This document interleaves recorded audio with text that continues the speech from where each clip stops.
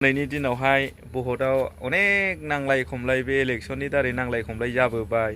गावजों गाव होसोलायनाय गावजों गाव बुख्रेबलायनाय गारि मटर बुख्रेबलायनाय बेबायदि जाबोबाय दिनै फैयै फैयै दिनै जोबथा आरो दिनै भट थुनांगौ नङा होमबा दिनै भट थुखांनायनि उनावहाय 26 तारिखआव रिजाल्ट मोनगोन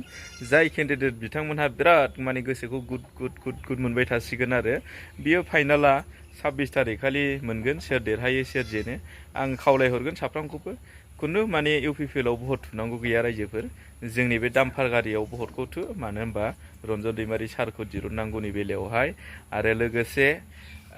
जोंनि जेनाखि दाम्फार गारिनि जेनाखि केन्डिडेट दङ बेयाव दाम्फार गारियाव थुजोब गासिबो आरो दाम्फार गारियाव दाम्फारनि केन्डिडेट गैयि जायगायाव आं बुंगोन डाइरेक्ट खाथां खुथां नांगालाव थुनानै हर होननानै रायजोफोर दिनै बिनि रिजाल्टखौ जोङो 26 तारिखआव मोनोबा मोजां जासिगोन ना सोर देरहामारो सोर जेनमारो जोङो ख्रा बुंजोबनो हाला दा रायजो राजाफ्रासो बिसार खालामदों रायजो राजाफ्रासो मिन्थिदों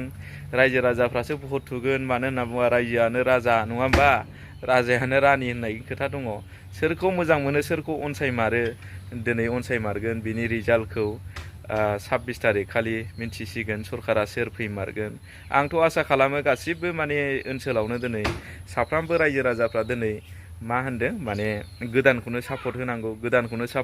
गोदानखौ देरहाहोनांगौ ओरैबायदि माने समयसाखौ जेंनाखौ मिन्थिजोबनानै बिथांमोनहा गासिबो बे गोदान पार्टियावनो थुजोबगोन आरो दाम्फारावनो आसा खालामो बयबो बे पार्टियाव थुनानै देरहासार खालामगोन होननानै मानो होनबा एनडिएफबिनि माखासे केस फोजोबनांगौ एनडिएफबिनो दिनै रिहाबिलिटेसन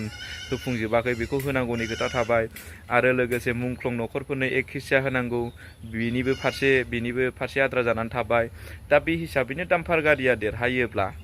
दानि गोदानाखि अल्टारनेटिभ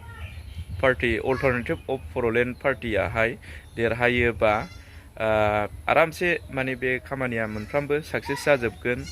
दा गुबुन पार्टिया फैयोबाथ' आं बुंनो थाङा सरकाराव फैयोबा मा रोखोम मावलांगोन मा रोखोम मालांगोन अब्लाबो सोर देरहायो सोर जेनो 26 तारिखआव मिन्थिगोन बेखायनो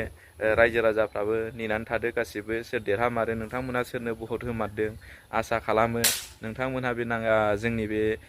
दाम्फार गारियावनो ट्राकनि छबियावनो भटखौ होनानै देरहासार खालामगोन होननानै आसा खालामहरजोबनाय थाबाय बयनिसिमबो गोनो गोथो साननांगौ गैया मानबेन्द्र रन्जन दैमारि सारनि मोखांखौ नायनानै गासिबो जेनाखि जांख्रिथायारि जेनाखि केसनिफ्राय लाबोनानै दिनै मोननांगौ रिहाबिलिटेसनखौ लानानै दिनै मुंख्लं न'खरनि एखिसिया बेखौ बिनि फारसेबो लानानै बे हिसाबैनो एपिपि पार्टिया आवगायबोनाय हिसाबै बयबो